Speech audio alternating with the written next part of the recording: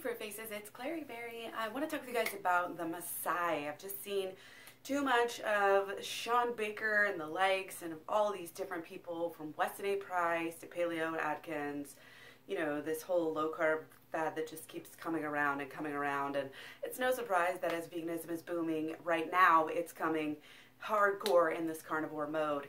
And I just want to speak out about this again to possibly help anybody who's thinking about carnivore, or to help people who are, you know, having friends and family who are thinking about carnivore, or even just low carb in general. Because the Maasai people of Africa are frequently used.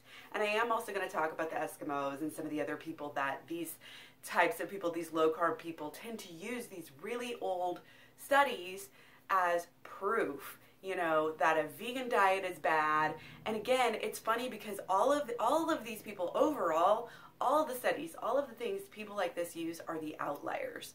They're the outlier studies that go against the main bulk of information, the decades of research that pretty much everybody else in the scientific community has already accepted as pretty much fact. But for some reason, these people like Sean Baker, like Weston A. Price, try to find these outliers and believe in those over the vast majority of the research done, the current research, and all of this. And there's so many things wrong with this, and we're going to discuss that today. Basically, the gist of the Maasai thing goes like this. In 1964, somebody named G.V. Mann went and did some studies on the Maasai people and found that they had little to no heart disease. Now, this is very similar to the Weston A. Price in that it wasn't very scientific. Here it's 2019, are still trying to say that this is real science, and it's not, because they first of all, they weren't able to track everybody in the community very easily. The men were very mobile, very transient, so they were mostly dealing with women and children. It was very hard for them to actually get a baseline of what the diet is. Yes, they know they drink a lot of milk, and that is one thing that doesn't really go for the carnivore diet. It's not about, oh, they're eating a ton of meat. Most of their diet actually comes from milk, which has carbs. So that's one thing that you need to consider when considering the carnivore diet. But these people have really no fixed meal patterns. They don't have measurements. They didn't even have good utensils. So it was very difficult to pinpoint exactly what they're eating. It was a very erratic food intake. And not only that, but they were eating very, very little. These people were transient, they were pastoral, so they were doing a lot of walking and running, and they pretty much are only consuming, later studies showed, about 50 to 70 of their energy requirements. So basically, they're eating half of what they should. So if we were to think of this, this would be a very, very low calorie diet. And not only that, but they're very active, way more active, you know, in cardio than we are. And their altitude is also really high, so you do need to take that into consideration. So in the beginning, like I said, they said they did not have heart disease. They were basing it off of risk factors, physical examinations, and EKGs. Even by, you know, obviously risk factors and physical examinations is completely non-scientific. This is not how you diagnose heart disease, okay?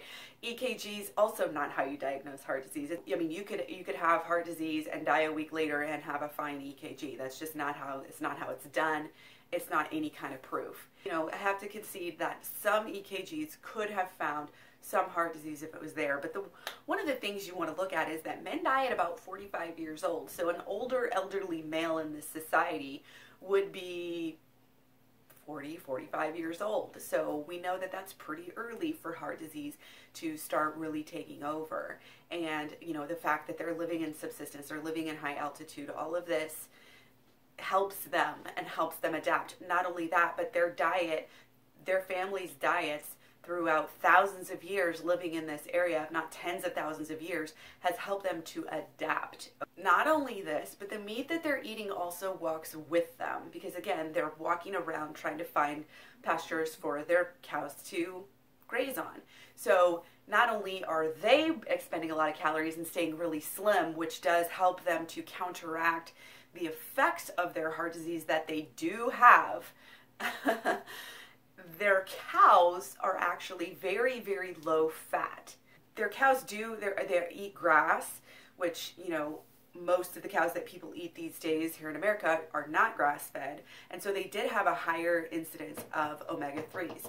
The higher omega-3s could be protective against heart disease in the sense that they help the blood, they help the blood not to clot. That doesn't necessarily mean they're healthier. It just means that it's a protective for heart disease. It's obviously not good to have blood that doesn't clot, so that's not ideal. So anyways, so if the meat is lower in fat, then obviously it's not comparable. And this is something that I really see a lot in the carnivore communities, in the low carb communities, is that they use studies that say something else, that talk about a different diet, and they automatically use that to promote their own diet, when in reality, their own diet has not been studied, and it certainly hasn't been studied long term. So this is something you definitely want to look out for. So later on, you have people and organizations going back and taking a closer look at this. In the 1980s, the International Livestock Center of Africa went back, and they really looked a little bit closer at the diet at that point. And the diet might have changed a little bit, but they're showing that, yes, they drink milk all the time, and these people were eating meat 1 to 5 times a month. So again, the men were very hard to track even at that time as far as what they were eating. Later on as well, and I think it was the 1980s as well, the same guy, G.V. Mann, went back and did autopsies on still only about 50 men. Find that over 80% of them did in fact have heart disease. They were, like I said, over 40 years old. So this is a case where these people are dying from other factors way sooner than they're able to die from heart disease.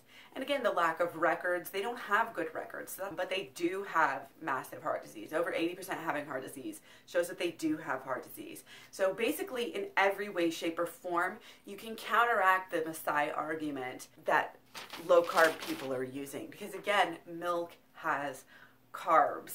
So these people are not in ketosis. So even though they may be eating, relatively big amounts of fat or meat, they're not eating that much protein as, say, carnivores. They're not eating that much meat as carnivores. They're doing way more cardio than your average carnivore.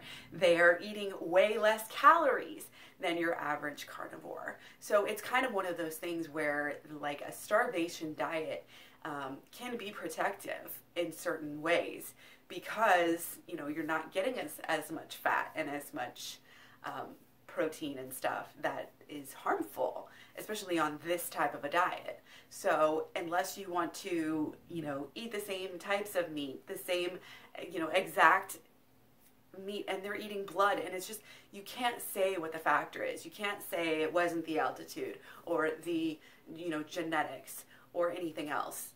You just can't say, oh, it's the meat, when they're not even eating meat. So I want to keep this really short. Go ahead and end it, because this is just clear. Again, if anybody uses this, hopefully now you can know how to shut them down. And feel free to share this with anybody who is making these claims that the that the Maasai are somebody that we should model our diets after, because we don't live in high altitude. We don't have that genetic predisposition to, and anytime you're in high altitude, yes, your arteries open wider. So it's just, and that is something you can't just move to a high altitude place and have that protection. You need to grow up, and your body makes adaptations. So again, just so not scientific in any way, shape, or form for people to say this. And it is people like Shawn Baker who try to use things like this as proof, even though there's been so many debunkings of this throughout the years. So please use your brains and don't just use the tendency to want to look for support for your bad habits, because that is exactly what's going on here. Is people are completely deluded, and really there's nothing you can say when presented with the evidence, especially about the Maasai. So let me know what you think. Is this sufficient or not? Thumbs up, thumbs down. If you want to see more videos or less videos, give me a subscribe. I talk about a lot of other things other than carnivores, and but it's mostly all vegan, high carb, low fat. So check out my playlist. I've got a bunch of different playlists on different factors. I've got starting out vegan playlist. I've got more of the science. I've got what I eat in a day. I've got all sorts of different playlists. So thanks for watching. Take care. Don't forget to eat your fruit, and I'll talk to you guys later.